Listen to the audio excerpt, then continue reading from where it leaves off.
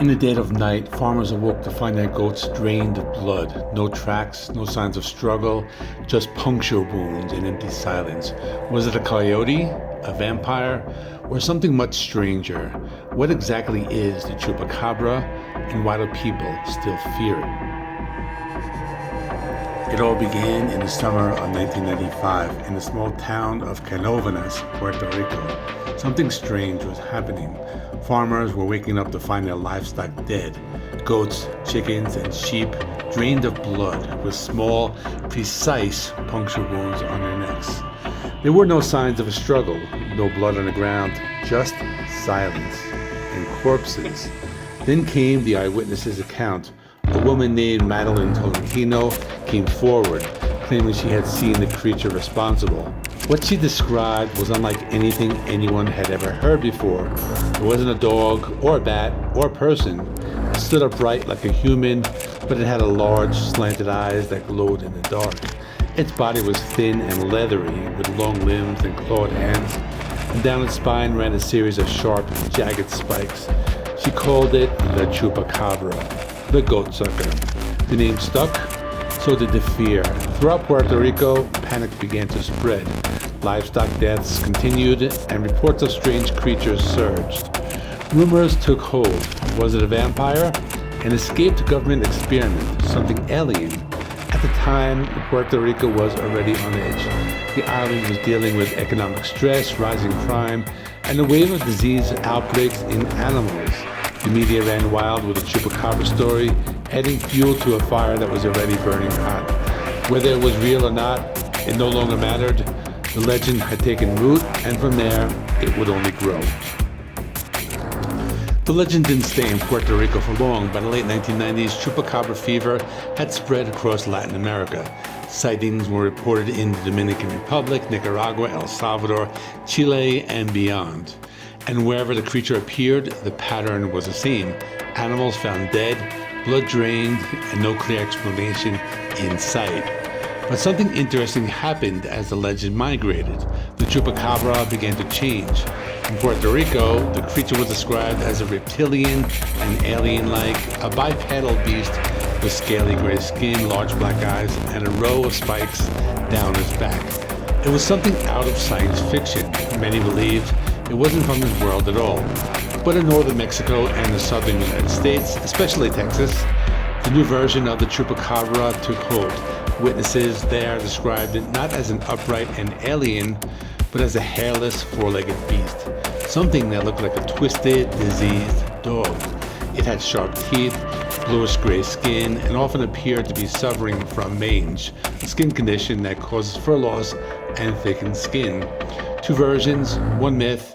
Maps showed a strange split across regions, with the alien creature dominating Caribbean and Central American folklore, and a canine cryptid haunting ranch lands in the American Southwest.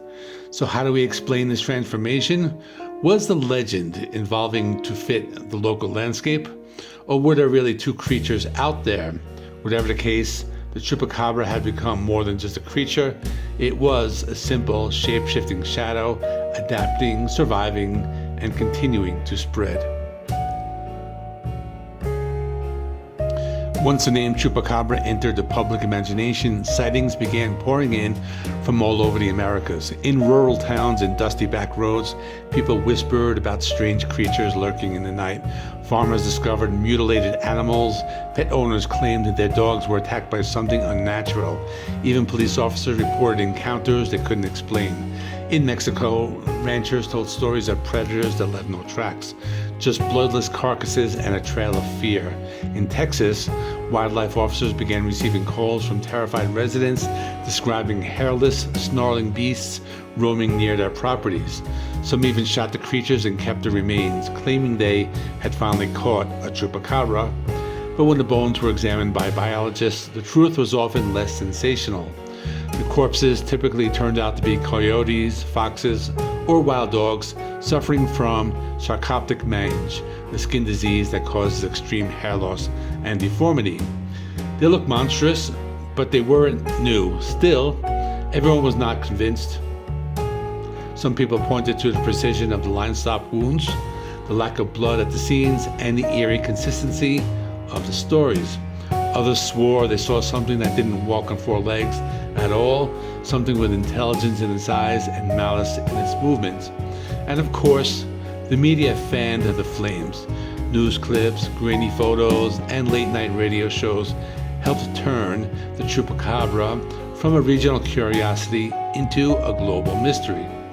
It didn't matter that scientists had their explanations. For believers, the truth was out there, howling in the night just beyond the tree line. So, what is the Chupacabra? Over the years, believers and skeptics have proposed countless theories, some grounded in science, others pulled straight from the Twilight Zone. The most common scientific explanation: mange-infected animals. Wild dogs, coyotes, and foxes suffering from sarcoptic mange lose their fur, their skin thickens and darkens, and they begin to look almost unrecognizable, like creatures out of a nightmare. Combine that with malnutrition and erratic behavior, and you've got the perfect recipe for a cryptid sighting. But not everyone buys that theory. Skeptics ask, why the blood loss? Why the consistent puncture wounds? Why do so many eyewitnesses describe something standing upright with glowing eyes and a row of spines? Some have suggested the Chupacabra might be a lab experiment gone wrong, possibly an escapee from a secret facility. Others tied to extraterrestrial theories, claiming the creature resembles the classic gray alien and may have even arrived in connection with UFO sightings in the 1990s.